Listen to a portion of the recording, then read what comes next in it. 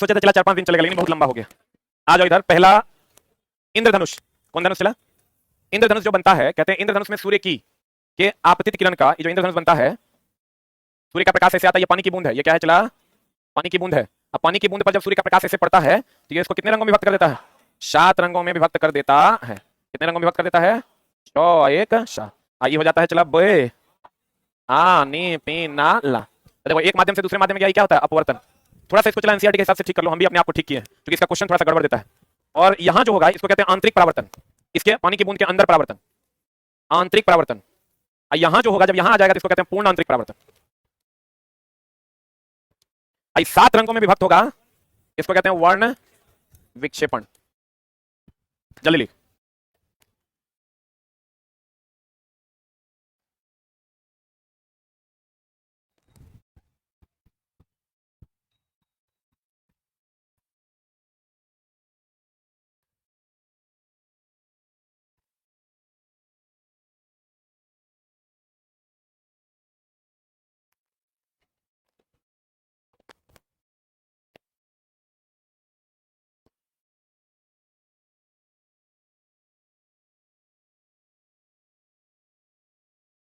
अगले दिन से चला आपका जो टेस्ट का टाइम है वो है 7 से 8।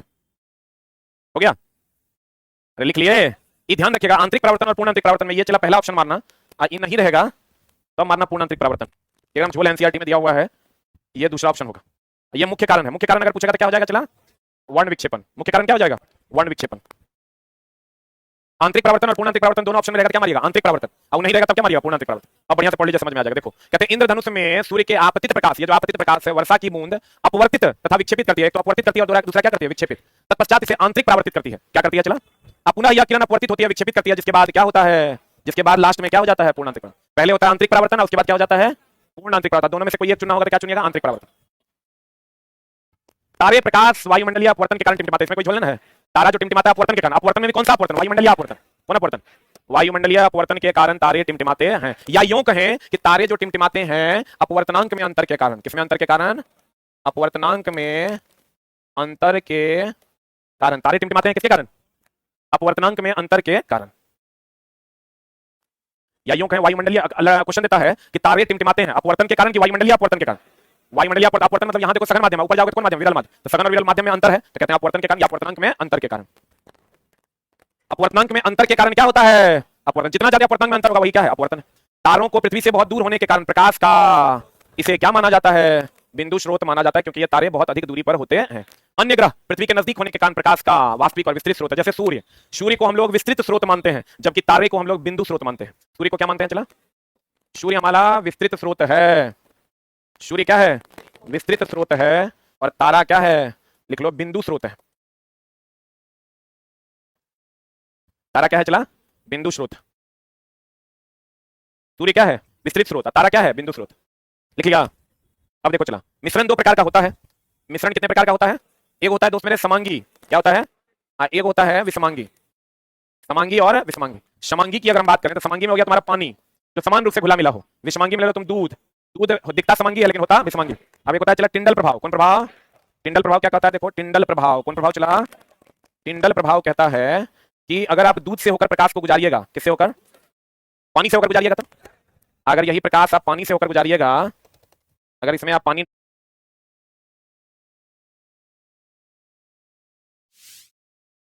डाल दीजिए, आप पानी से होकर प्रकाश को गुजारिएगा तो प्रकाश का, तो इसका मतलब विषमांगी विलयन से प्रकाश गुजरता है कि नहीं गुजरता है? असमांगी से गुजरता है ना। ये दूध को हम लोग कोलाइड भी कहते हैं। क्या कहते हैं? और ये जो टिंडल प्रभाव में नहीं गुजरने की घटना है इसको प्रकीर्णन भी कहते हैं। क्या कहते हैं? देखो टिंडल प्रभाव कहता है कि जब कोलाइड विलयन से प्रकाश को गुजारा जाता है तो प्रकाश का क्षय हो जाता है, अर्थात प्रकीर्णन हो जाता है। यही घटना कौन प्रभाव है? टिंडल प्रभाव। और दूध क्या है? समांगी की विषमांगी। दूध क्या है? विषमांगी। इसका मतलब समांगी विलयन के साथ टिंडल प्रभाव नहीं होता है, विषमांगी विलयन के साथ टिंडल प्रभाव होता है। लिख।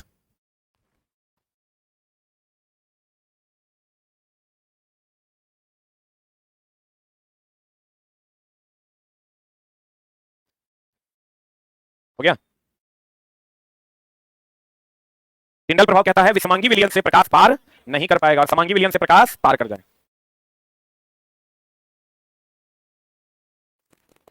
हो गया?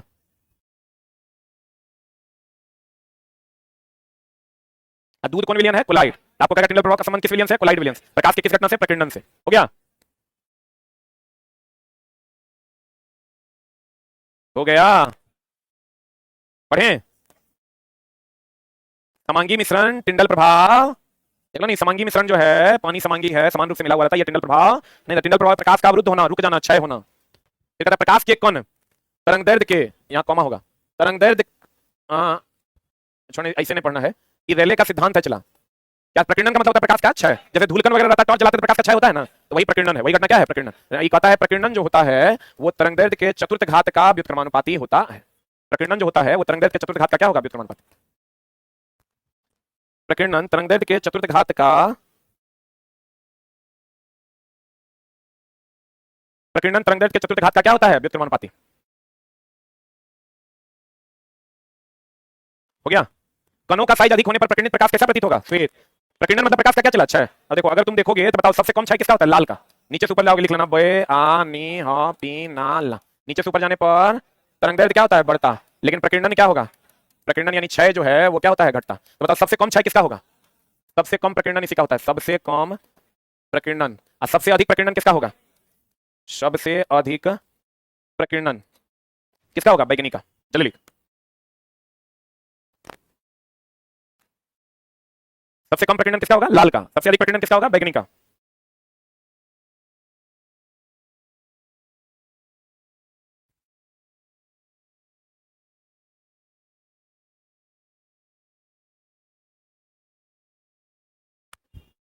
हो गया? तो बताओ सबसे ज्यादा प्रकीर्णन किसका होता है? बैगनी का। प्रकीर्णन मतलब क्षय, इसलिए खतरे में लाल रंग का प्रयोग करते हैं। खतरे में कौन रंग का प्रयोग करते हैं? लाल रंग का प्रयोग करते हैं, क्योंकि लाल का प्रकीर्णन यानी क्षय कम होता है, दूर से भी आपको दिख जाएगा। कणों का साइज अधिक होने पर प्रकीर्णित प्रकाश कैसा प्रतीत होता है? श्वेत। लाल प्रकाश का तरंग दैर्ध्य नीले प्रकाश की अपेक्षा कितना गुना होता है? लाल का ज्यादा होता है कि नीला का? हाँ, तो लाल का कितना गुना होगा? 1.8 गुना होता है। कितना गुना होता है? नेत्र गोलक का व्यास कितना? कल पढ़ाए थे 2.3 सेंटीमीटर। बोलो रे। नीले प्रकाश, लाल प्रकाश का तरंग नीले की तुलना में कितना गुना होगा? 1.8 गुना होता है। लाल प्रकाश का तरंग नीले प्रकाश की अपेक्षा कितना गुना होता है? 1. दोपहर के समय नीले तथा बैगनी प्रकाश के बहुत कम मात्रा में प्रकीर्णन के कारण कैसा प्रतीत होता है? तो ऐसे भी समझे, दोपहर के समय सूर्य नजदीक न होता है, तो नजदीक होता है, सातों रंग नजदीक हमारे तक पहुंचता है, इसलिए दोपहर के समय सूर्य कैसा दिखता है? श्वेत। और सुबह और शाम के समय लाल, क्योंकि दूर हो जाने के कारण सबका प्रकीर्णन हो जाता है, लाल का प्रकीर्णन नहीं होता। स्विच का बात सुने हैं? स्विच जानते हैं? स्विच, स्विच सेल तथा बल्ब के बीच चालक संबंध को क्या करता है? जोड़ता भी है तथा तोड़ता भी है। अरे स्विच का दोनों काम है, जोड़ना भी और तोड़ना भी।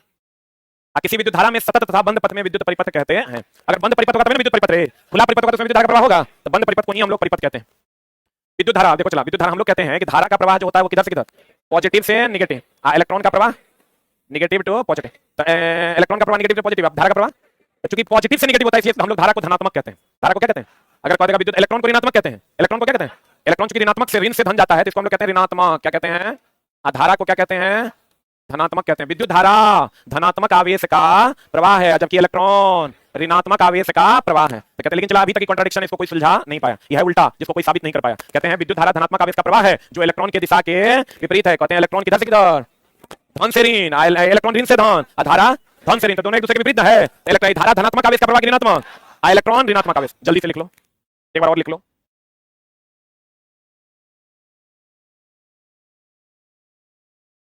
धारा का प्रवाह पॉजिटिव से किधर? नेगेटिव।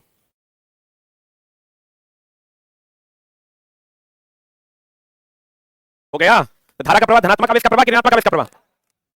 इलेक्ट्रॉन केवल तभी गति करता है जब चालक के अनुदिश क्या होता है? विभव में अंतर होगा या दाब में अंतर होगा, तब ना इलेक्ट्रॉन का प्रवाह उच्च से निम्न। ताप में अंतर के कारण होता है ऊष्मा का प्रवाह, विभव में अंतर के कारण होता है धारा का प्रवाह, और सांद्रता में अंतर के कारण होता है गैस का प्रवाह। प्रवाह का कारण, धारा प्रवाह का कारण है, धारा प्रवाह का कारण कभी कभी यहाँ इसलिए दिया है, विभवांतर की जगह कभी कभी दाब भी देता है। धारा प्रवाह का कारण है विभवांतर, द्रव प्रवाह का कारण है स्तर में अंतर, और ऊष्मा प्रवाह का कारण है तापांतर, और गैस प्रवाह का कारण है सांद्रता या घनत्व। दोनों देता है, कोई एक मारना। सांद्रता दोनों नहीं देता है, कोई एक देता है, या घनत्व में अंतर। अगर दोनों दे दिया भूल से तो सांद्रता मारिएगा, सांद्रता या घनत्व में अंतर। यहाँ विभवांतर के साथ साथ कभी दाब भी दे देगा, इसलिए लाइन हम ऐड कर दिया। इलेक्ट्रॉन केवल तभी गति करता है जब चालक के अनुदिश दाब या विभवांतर होता है। धारा प्रवाह किसके अंतर के कारण होगा? विभवांतर के। द्रव का प्रवाह लेवल में अंतर के कारण, ऊष्मा का प्रवाह तापांतर के कारण, गैस का प्रवाह सांद्रता या घनत्व में अंतर के कारण।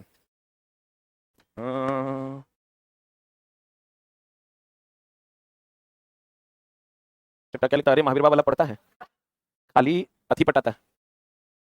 सर की मेहनत पर पानी फेर रहा है। ये महावीर वाला शब्द बहुत फेमस हो गया है। इलेक्ट्रॉन केवल तभी करता ही करता है जब चालक के अनुदिश क्या होता है, विभवांतर या दाब में अंतर। विभव को अस्थिर रखते हुए धारा को नियंत्रित करने वाली युक्ति को क्या कहते हैं, रियोस्टाट। परिवर्ती प्रतिरोध देखो चला, एक होता है प्रतिरोध, ये अगर ऐसा है तो इसको हम लोग कहते हैं प्रतिरोधी तार, प्रतिरोध। और अगर ये ऐसा है तो इसको हम लोग कहते हैं परिवर्ती प्रतिरोध। तो एक मिनट होल्ड ऑन, परिवर्ती प्रतिरोध ये क्या करता है, चला इसको हम लोग रियोस्टाट कहते हैं। क्या कहते हैं इसको, रुक जा रुक जा। अगर मान लो कि ये कोई बैटरी है और हम यहाँ एक बल्ब लगा दिए, ये बीच में रियोस्टाट लगा दिए, बैटरी के वोल्टेज पर कोई असर नहीं करेगा, लेकिन धारा के प्रवाह को कम ज्यादा करेगा, क्योंकि एक प्रकार का ये परिवर्ती प्रतिरोध है। अगर इतना प्रतिरोध इंगेज कीजिएगा तो कम प्रतिरोध होगा, इतना इंगेज कर दीजिएगा ज्यादा प्रतिरोध होगा, प्रतिरोध ज्यादा होगा धारा का मान कम होगा। अगर यहाँ प्रतिरोध परिवर्ती प्रतिरोध जितना मान उतना यूज कर सकते हैं, तो प्रतिरोध ज्यादा होगा धारा का मान कम, प्रतिरोध कम हो जाएगा धारा का मान ज्यादा। लेकिन बताइए इसका जो वोल्टेज होगा तो फिक्स ना होगा रे, इसका जो वोल्टेज होगा क्या होगा, फिक्स होगा। तो हम ये कह सकते हैं परिवर्ती प्रतिरोध धारा के मान को घटा बढ़ा देता है, जबकि वोल्टेज पर कोई असर नहीं पड़ता। जल्दी लिख।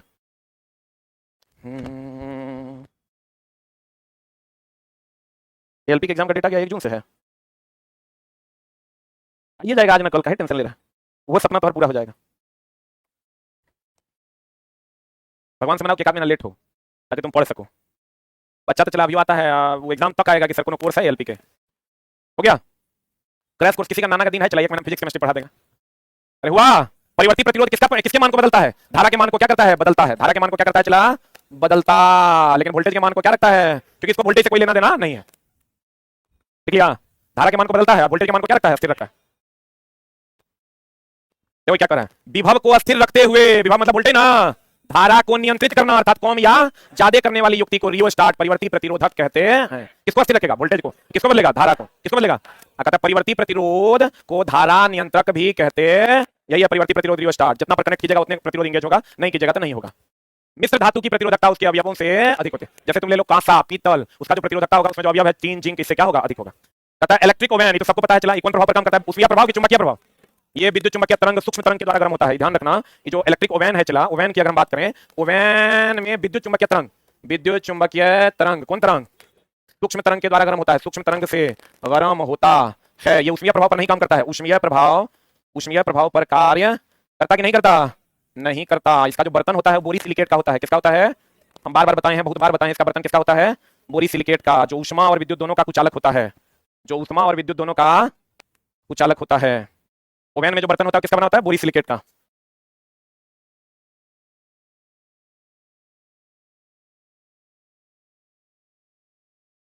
गया। या विद्युत धारा के ऊष्मीय प्रभाव पर काम नहीं करता है, कौन प्रभाव पर, विद्युत चुंबकीय तरंग यानी कौन तरंग, सूक्ष्म तरंग, जिसको हम लोग माइक्रोवेव्स कहते हैं, उसके द्वारा गर्म होता है। किसके द्वारा गर्म होता है, माइक्रोवेव्स के द्वारा गर्म होता है। इसमें बर्तन किसका होता है, बोरोसिलिकेट का। किसका बर्तन होता है, बढ़े। हम ये कह सकते हैं कि इलेक्ट्रिक ओवन विद्युत धारा के कौन प्रभाव पर काम करता है, चुंबकीय प्रभाव पर आधारित है, विद्युत चुंबकीय तरंग के द्वारा ये गर्म होता है। बताओ चला प्रकाशीय यंत्र के रूप में किसका उपयोग करते हैं, टंगस्टन। ऊष्मीय यंत्र के रूप में नाइक्रोम, ये पता है ना, इसलिए टंगस्टन को हम लोग लाइटिंग एलिमेंट कहते हैं। कौन एलिमेंट कहते हैं, लाइटिंग एलिमेंट कहते हैं। नाइक्रोम को हीटिंग एलिमेंट, क्यों, नाइक्रोम का उपयोग हीटर में करते हैं, इलेक्ट्रिक आयरन में करते हैं। जल्दी लिख। इसका गलनांक और प्रतिरोध उच्च की निम्न, गलनांक और प्रतिरोध इसका क्या होता है, उच्च होता है। इसको हम लोग कहते हैं लाइटिंग एलिमेंट की हीटिंग एलिमेंट। कौन एलिमेंट, इसको हम लोग लाइटिंग एलिमेंट के नाम से जानते हैं। हीटिंग एलिमेंट कौन हो जाएगा, नाइक्रोम। क्यों हो जाएगा, क्योंकि वो ऊष्मा उत्पन्न करता है। हीटिंग एलिमेंट के रूप में किसका, नाइक्रोम। इसका भी गलनांक और प्रतिरोध क्या होता है, उच्च। इसका क्वेश्चन आपको मिलेगा, चला मिलता भी होगा। अगला फ्यूज के रूप में तीसरा और टीन, इसका गलनांक कम, आप प्रतिरोध उच्च होता है। आई दोनों में अगर पहला ऑप्शन मारना होगा तो गलनांक कम मारेंगे, और दोनों साथ में रहेगा तो दोनों मारेंगे। गलनांक कम, प्रतिरोध उच्च। फ्यूज की चालकता उच्च की निम्न, प्रतिरोध भी उच्च होता है, इसका चालन भी तेजी से होता है। नहीं होगा चला विद्युत धारा का प्रवाह नहीं होगा, वही गरमाएगा, बल्ब कैसे जलाएगा। अगर डायरेक्ट पूछे फ्यूज की चालकता क्या होती है, कहेंगे क्या, उच्च। आइए चला देख, पूरा ये लिखल है। शक्ति, वाट शक्ति का कौन सा मात्रक है, सही मात्रक। एचपी शक्ति का व्यवहारिक मात्रक, किलोवाट शक्ति का बहुत बड़ा मात्रक, बोलो हाँ। 1 BTU ब्रिटिश थर्मल यूनिट बराबर 1055 जूल या 252 कैलोरी। ये तो सबको पता होगा, 1 यूनिट बराबर 3.6, जैसे सबको पता है 3.6 × 10⁵ जूल, 10⁻6 जूल, लेकिन होता है 36 × 10⁵ जूल में। आप ही जानते हैं 3.6 × 10⁻6 जूल, जानते हैं ना, इसी से ही आया है। क्या हो गया, हाँ वही हुआ। अरे हमारा इतना मैं था है, ये पॉइंट जो है यहाँ से उड़ा नीचे आया, ऊपर गया था 5 हो गया। इतना बात करता है तो तापे गोबरे समझता है कि नहीं, छोटा इसी से ही आया है। लेकिन इसका दोनों रूप आप जानिए। इसको और अगर थोड़ा सा ये करोगे तो 3600 किलो जूल भी होता है, 3600 किलो जूल। हो गया। विद्युत धारा के चुंबकीय प्रभाव की खोज कौन किया, एच सी ऑयरस्टेड। कौन किया था, अब फेराडे का विद्युत चुंबकीय प्रेरण कर देगा, विद्युत चुंबकीय प्रेरण कर देगा फेराडे। देखो विद्युत धारा के चुंबकीय प्रभाव का खोज एच सी ऑयरस्टेड किया था, लेकिन अगर कर देगा विद्युत चुंबकीय प्रेरण का खोज कौन किया, कौन किया, फेराडे। कौन किया रे, फेराडे। चुंबकीय क्षेत्र की तीव्रता का मात्रक क्या है, ऑयरस्टेड। क्या है चला, ऑयरस्टेड, याद रखना होगा। चीज ध्यान रखना, हम हमेशा बच्चों को बताते हैं कि इसका प्रॉपर वे में आप ध्यान रखिएगा कि विद्युत बात है, विद्युतीय क्षेत्र कहे या विद्युतीय तीव्रता कहे, ये दोनों एक ही बात है। चुंबकीय क्षेत्र कहे, चुंबकीय क्षेत्र कहे या चुंबकीय क्षेत्र की तीव्रता कहे, चुंबकीय क्षेत्र की तीव्रता कहे, जब ये तीव्रता लग जाएगा ये सदिश राशि होगा, कौन राशि होगा? और विद्युतीय विभव कहे कहे या ये है विभव का क्या है? कार्य है, अदिश राशि। हम खाली इसके माध्यम से आपको ये बताना चाह रहे थे कि चुंबकीय क्षेत्र और चुंबकीय क्षेत्र की तीव्रता एक है, विद्युतीय क्षेत्र और विद्युतीय क्षेत्र की तीव्रता एक ही है। जल्दी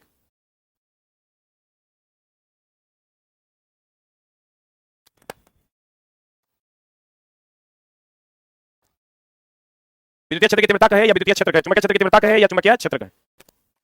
अरे हो गया। अब विद्युतीय विभव कहे या चुंबकीय विभव कहे, दोनों को राशि अदिश, तीव्रता लगा होगा सदिश। खाली विद्युतीय क्षेत्र या चुंबकीय क्षेत्र का मतलब तीव्रता है, क्या है वो तीव्रता? बताओ। चुंबकीय क्षेत्र एक, चुंबकीय क्षेत्र रेखाएं चुंबक के बाहर, देखो चलाई चुंबक के बाहर एक बंद वक्र बनाती है ऐसा, और चुंबक के अंदर ये समानांतर होता है। चुंबक के अंदर कैसा होता है? समानांतर होता है। क्वेश्चन तुमको कहेगा कि ये मान लो अगर नॉर्थ पोल है और ये साउथ पोल है, तो ये जो चुंबकीय बल रेखाएं ऐसे जाती है ऐसे आती है। अरे भाई डायरेक्शन दिए कहां है? तुम पगला है कि रे? पढ़ के पकना गया है कि नॉर्थ से साउथ जाएगा तो चुंबक के बाहर एक वक्र बनाता है और चुंबक के अंदर समानांतर, और ये एक संकेंद्रीय वृत्त बनाता है। क्या बनाता है? अगर आपको कहेगा चुंबकीय क्षेत्र रेखा क्या बनाता है तो कहेंगे एक संकेंद्रीय वृत्त, समझते हैं ना? हो कंसेंट्रिक सर्किल, जिस सर्किल सभी सर्किल का केंद्र अगर एक हो उसे संकेंद्रीय वृत्त कहते हैं। संकेंद्रीय वृत्त बनाता है। जल्दी लिख। हो गया? चुंबकीय बल रेखाएं एक संकेंद्रीय वृत्त बनाती है, चुंबक के बाहर एक बंद वक्र बनाती है, चुंबक के अंदर कैसी होती है? समानांतर। पता चुंबकीय सुई चुंबक के विपरीत विक्षेपित होती है। ये चला देखो, ये चुंबकीय सुई और ये कभी समानांतर नहीं होता है, ये थोड़ा सा टिल्टेड होता है 17 डिग्री पर। कितना डिग्री पर? इसीलिए कहते हैं ये हमेशा विपरीत विकर्षित होती है, आकर्षित नहीं होती है। चुंबकीय सुई हमेशा चुंबक के विपरीत होती है, क्योंकि लिख लो चुंबकीय सुई और चुंबक के बीच का कोण हमेशा, लिखेगा चुंबकीय सुई और चुंबक के बीच का कोण हमेशा 17 से 18 डिग्री होता है। कितना होता है चला? इसलिए ये हमेशा विक्षेपित करके टेढ़ा कर देती है। विद्युत धारा का परिमाण में वृद्धि होने पर विक्षेप में भी क्या होगा? वृद्धि हो। जैसे चला गैल्वेनोमीटर ये ले लीजिएगा, गैल्वेनोमीटर ले लीजिएगा, ऐसे करंट नापिएगा तो करंट के परिमाण में वृद्धि कीजिएगा, डिफ्लेक्शन भी ना बढ़ेगा। डिफ्लेक्शन को ही विक्षेप कहते हैं। डिफ्लेक्शन को क्या कहते हैं? विक्षेप कहते हैं। कहते हैं कि अगर विद्युत धारा के परिमाण में वृद्धि होने पर किसमें वृद्धि होगा? विक्षेप में क्या होगा? वृद्धि होगा।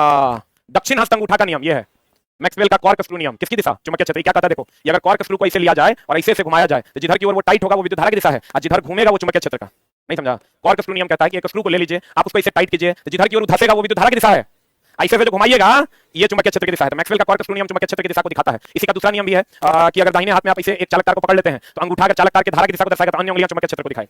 बोलेंगे जिधर की ओर धसेगा वो विद्युत धारा की दिशा है, डायरेक्शन ऑफ करंट। आई जो घूमेगा ये किसकी दिशा है? चुंबकीय क्षेत्र। इसको कहते हैं मैक्सवेल का कॉर्क स्क्रू नियम। मैक्सवेल का दक्षिण हस्त नियम कहता है कि अगर अपने दाहिने हाथ में किसी चालक तार को इसे रखा जाए कि अंगूठा उस चालक तार की धारा की दिशा को दर्शाए तो अन्य उंगलियां किसको दर्शाएगा?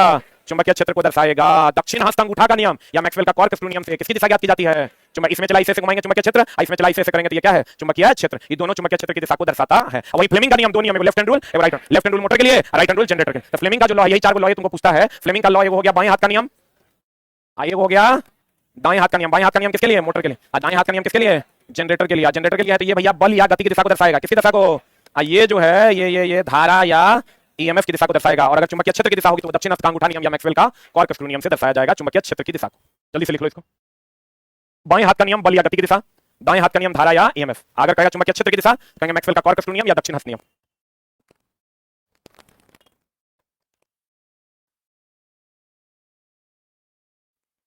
हो गया? फ्लेमिंग ने कितने लॉ दिए थे? दो, एक बाएं हाथ का नियम, एक दाएं हाथ का नियम। कॉर्क स्क्रू नियम क्या कहता है? जिधर स्क्रू धसेगा वो किसका धारा, जो घूमेगा वो चुंबकीय क्षेत्र। इसका मतलब इससे किसकी दिशा का ज्ञान होता है? चुंबकीय क्षेत्र। किसकी दिशा का? चुंबक की प्रबलता। देखो चला, चुंबक की प्रबलता फेरों की संख्या और कुंडली की गति में वृद्धि से उत्पन्न धारा में वृद्धि होता है। एक लाइन में समझिए, एक कॉइल है और ये चुंबक है। जितना तेजी से आप चुंबक को अप डाउन कीजिएगा धारा का परिमाण उतना ज्यादा हो, चाहे वो ले जाने की गति चाहे वो निकालने की गति। एलपी का क्वेश्चन है, अगर आप पढ़े होंगे तब मिला होगा। 9:20 जो हम पढ़ाते हैं उसमें हम पढ़ाए थे कि ये जो धारा का परिमाण बढ़ेगा उसका दो रीजन है, एक तो इसकी गति को बढ़ाएंगे और दूसरा इसके फेरों की संख्या को बढ़ाएंगे। चला जो क्वेश्चन एनसीईआरटी का क्वेश्चन भी एनसीईआरटी का थ्योरी भी है। धारा का परिमाण अगर बढ़ाना है, धारा धारा इसे ना जनरेट होता है रे। ये विद्युत चुंबकीय प्रेरण का सिद्धांत यही है कि अगर किसी कॉइल में चुंबक को अप डाउन कराया जाए तो इसका फ्लक्स कटेगा ईएमएफ जनरेट हो। बोले नहीं करेगा। धारा बढ़ाना है तो कैसे बढ़ेगा धारा? एक तो फेरों की संख्या बढ़ाकर, फेरों की संख्या को बढ़ाकर, और दूसरा गति बढ़ाकर। गति आने वाली की जाने वाली की दोनों दोनों। जल्दी लिख। पूछता क्या एनसीईआरटी का सवाल है।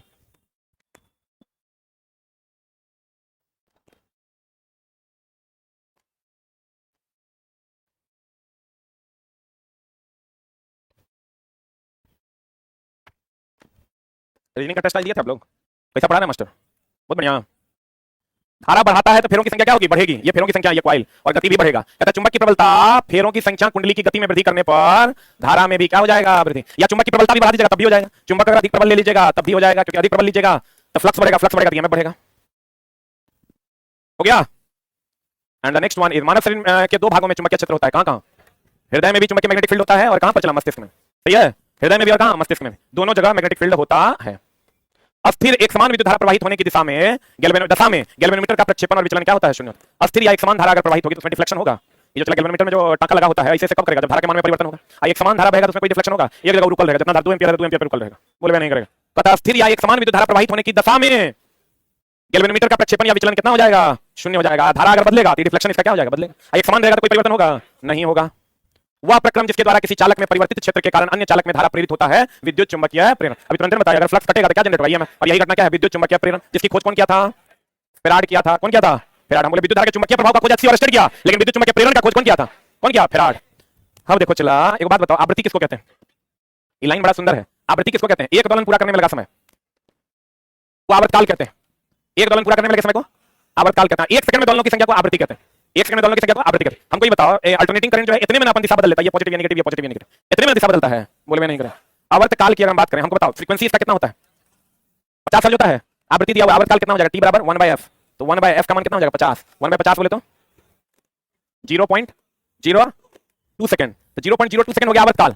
यानी यहां से लेकर एक दोलन पूरा करने में लगा समय, मतलब एक दोलन यहां से लेकर यहां तक, इसमें जो समय लगेगा वही आवर्तकाल है। तो यहां से यहां तक समय लगा 0.02 सेकंड। तो यहां से यहां तक का समय तब कितना हो जाएगा? 0.01 सेकंड। मतलब हर 0.01 सेकंड में दिशा बदल देगा। फिर यहां 0.01 सेकंड फिर दिशा बदल देगा। बोलवे नहीं करे। इसको जब सॉल्व करोगे तो ये आ जाएगा 1/100 सेकंड में दिशा बदल जाएगा।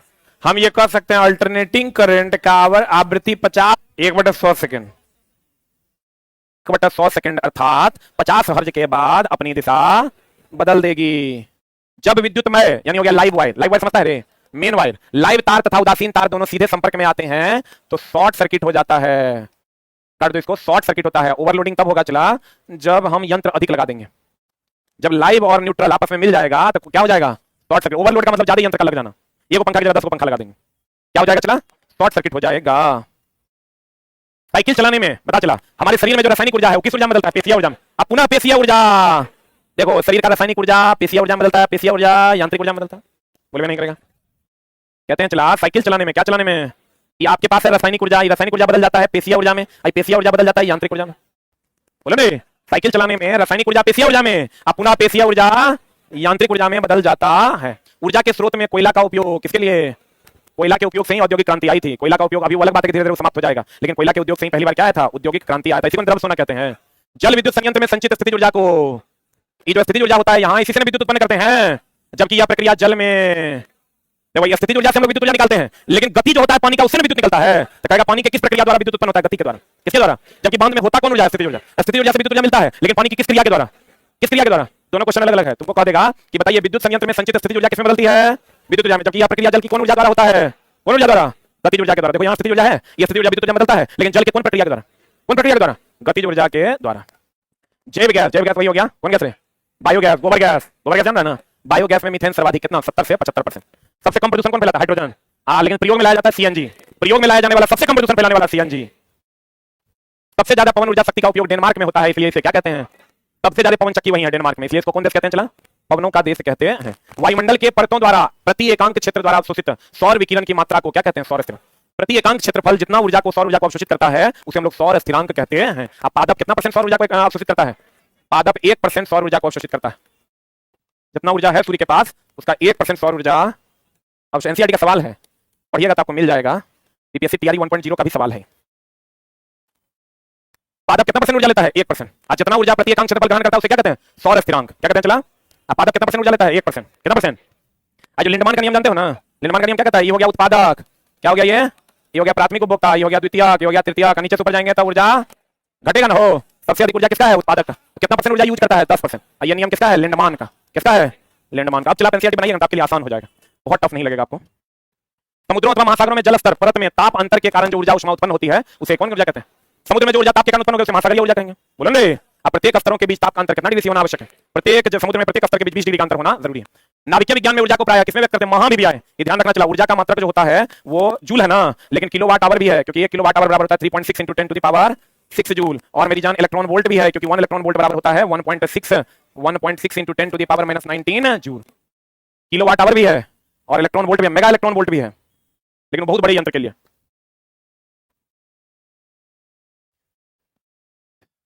आज लगता है हो जाएगा ना रे। हम तो चला बोल दिया तो अपना जुबान निभा रहे हैं, मतलब हमको लग रहा था कि 4-5 दिन में ये 100 सवा 100 पढ़ा देंगे, 4 दिन बहुत हो गया। जैसे खाली पढ़ देते तब तो कोई दिक्कत नहीं था, खत्म हो जाता, लेकिन पढ़ाएंगे। कैसा लगा तुम लोग को क्लास? पक्का? चलो। कहते हैं नाभिकीय विज्ञान में ऊर्जा की प्राय इलेक्ट्रॉन वोल्ट में व्यक्त किया जाता है। हम लोग जो विद्युत ऊर्जा खपत करते हैं उसमें किलोवाट आवर में, ऊर्जा को किलोवाट आवर में, नाभिकीय विज्ञान में इलेक्ट्रॉन वोल्ट में, क्योंकि दोनों किसके बराबर है? जूल के बराबर। जूल किसका मतलब है? ऊर्जा का। अभी तुरंत बताते चला, हाइड्रोजन को स्वच्छ ईंधन माना जाता है क्योंकि ये सबसे कम प्रदूषण फैलाता है, परंतु उपयोग में आने वाला स्वच्छ ईंधन क्या है? हाइड्रोजन गैस हम लोग उपयोग नहीं करते। नाभिकीय संलयन अभिक्रिया के लिए उच्च ताप की आवश्यकता होती है कि निम्न ताप? उच्च ताप ना। संलयन में उच्च ताप होता है कि विखंडन में? संलयन में 1000 गुना ज्यादा होता है, नाभिकीय विखंडन से प्राप्त होता है। नाभिकीय संलयन की क्रिया जो होती है वो स्टार्ट होती है जैव निम्नीकरणीय, एक होता है जैव अनिम्नीकरणीय, बायोडिग्रेडेबल, नॉन बायोडिग्रेडेबल। निम्नीकरणीय जो सड़ जाता हो, अनिम्नीकरणीय जो नहीं सड़ता हो, जैसे प्लास्टिक। अनिम्नीकरणीय में अगर आओगे तो ये अनिम्नीकरणीय में कौन हो जाएगा? प्लास्टिक, प्लास्टिक, सीसा, ये सब क्या है? अनिम्नीकरणीय। अनिम्नीकरणीय का इंग्लिश होता है नॉन बायोडिग्रेडेबल, नॉन बायोडिग्रेडेबल।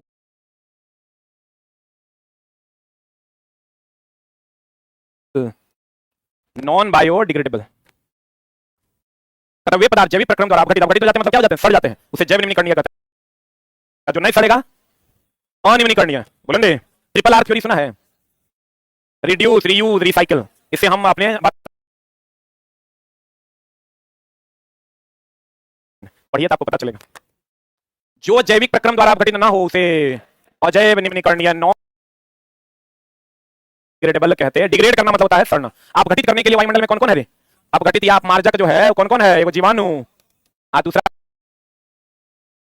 कहते हैं अपमार्जक मतलब सरॉप। पता चला पारिस्थितिकी तंत्र में जैविक उपभोक्ता भी होता है, मिट्टी या पानी भी पारिस्थितिकी तंत्र में जैविक भी होता है और अजैविक। जैविक भी होता है और क्या होता है? अजैविक। वन, नदी, तालाब, झील, प्राकृतिक पारितंत्र तथा बगीचा, खेत, नदी भी, तालाब भी, झील भी, बगीचा हम लोग बनाते हैं, खेत कृत्रिम पारितंत्र का हिस्सा है। स्वपोषी, पादप स्वपोषी की नहीं, पादप बोलो या स्वपोषी बोलो? अरे बोले मैं नहीं करेगा, पादप बोलिए या स्वपोषी। प्रथम श्रेणी के पोषी स्तर में है। अरे कहते हैं प्राथमिक उपभोक्ता। अरे छोटा ये देखो, सबसे नीचे कौन? पादप, इसके बाद प्राथमिक उपभोक्ता, इसके बाद हमको ये बताओ, पादप प्रथम श्रेणी में है, अब प्राथमिक उपभोक्ता द्वितीय श्रेणी में है। अरे बुझा रहा है? सवाल है, देगा मियाज बुलंद कर देगा। कहते हैं प्राथमिक उपभोक्ता के पोषी स्तर में है। पता नहीं बुझाया कि नहीं बुझाया? बुझाया पक्का। ये जब जाएगा चला इसके साथ सामान्य विज्ञान में, जब 700 सवाल लेकर घुसेगा, स्वपोषी में सूर्य की मात्रा का अभी तुरंत बताए थे। आईबीपीएससी टीआरई 1.0 का फेमस सवाल है। ये भी पहला सवाल भी और दूसरा सवाल भी अभी बताए थे। प्रथम पोषी स्तर से सभी अगले पोषी स्तर में कितना परसेंट? ये दिया था लिंडमान। कौन दिया था चला? सामान्यतः निचले पोषी स्तर। उत्पादक में जीवों की संख्या, सबसे ज्यादा जीवित जीव यहीं पाए जाते हैं, क्योंकि यहाँ पर चला जीवाणु भी है, कवक भी है, जैविक भी है, बहुत पादप भी है, तो सबसे ज्यादा यहीं पाया जाता है। ऐसे भी चला जीव कौन है? सवाल। और उस कहाँ है? उत्पादक में कि उपभोक्ता में? कहाँ है? तो कहते हैं सामान्यतः निचले पोषी स्तर में जीवों की संख्या अधिक होती है। ऊर्जा भी अधिक होता है। ऊर्जा भी क्या? ऊर्जा के स्थानांतरण में ह्रास होता है कि वृद्धि होता है? वो नीचे से ऊपर जो 10% ऊर्जा का स्थानांतरण होता है, तो ह्रास होता है कि वृद्धि होता है? ऊर्जा के स्थानांतरण में ह्रास, ऊर्जा का कौन ऊर्जा में रूपांतरण होता है? ऊष्मा ऊर्जा में रूपांतरण होता है। इसलिए जो जो ऊपर आप जाइएगा गर्म जीव पैदा होते हैं। कैसे जीव पैदा होते हैं? जो जो आप ऊपर जाते जाइए है वो बढ़ती जाएगी, उसकी ऊर्जा अधिक होती है, उष्मा ऊर्जा में बदलती है, ऊर्जा अधिक नहीं होती, उष्मा ऊर्जा में बदलती है। अब देखो चला, ऊर्जा का प्रवाह एक दिशा होता है, ये सब एनसीईआरटी है, जाके खोल के देखना, पलटोगे या क्वेश्चन मिल जाएगा। ये इधर की ओर होगा, बताओ तो कुत्ता से ऊर्जा मिलेगा पौधा को? द्विदिशात्मक नहीं होता है। एकरा से मिलेगा खरगोश को, खरगोश को खाएगा सांप, सांप को खाएगा लोमड़ी, जे भी खाएगा, कुत्ता नहीं खाएगा। नीचे से ऊपर जाएगा तो ऊर्जा में क्या होगा, 10% का स्थानांतरण होगा, ऊर्जा घटेगा, फिर कुत्ता से कभी इसको फायदा नहीं होगा, फिर ऊर्जा ऐसा है। ऊर्जा का प्रवाह हमेशा एक दिशीय होता है। ओजोन का निर्माण, एक मिनट, हम लोग क्या पढ़ते हैं, पराबैंगनी किरणों के द्वारा, जो ओजोन परत के द्वारा पराबैंगनी किरणों को रोका जाता है। यही पड़ता है ना, सूर्य का प्रकाश से जो ये किरणें आ रही है, तो ये पराबैंगनी किरण कोई रोक नहीं देता है। एक बात और जानिए कि पराबैंगनी किरण से ही ओजोन परत का निर्माण, क्लोरोफ्लोरोकार्बन जो हम लोग छोड़ते हैं इससे नष्ट होता है। आपको कहेगा बताओ ओजोन परत का निर्माण किससे होता है, पराबैंगनी किरण से, नष्ट किससे होता है? ओजोन परत का नष्ट होना मतलब छेद होना, मतलब पतला होना। क्या होना? पतला होना। आज के सेट में है, आज एलपी के सेट में है। घूर्णन गति बढ़ने से लोलक का आवर्तकाल बढ़ जाता है। घूर्णन गति करते हुए लोलक का आवर्तकाल होता है T = 2π/।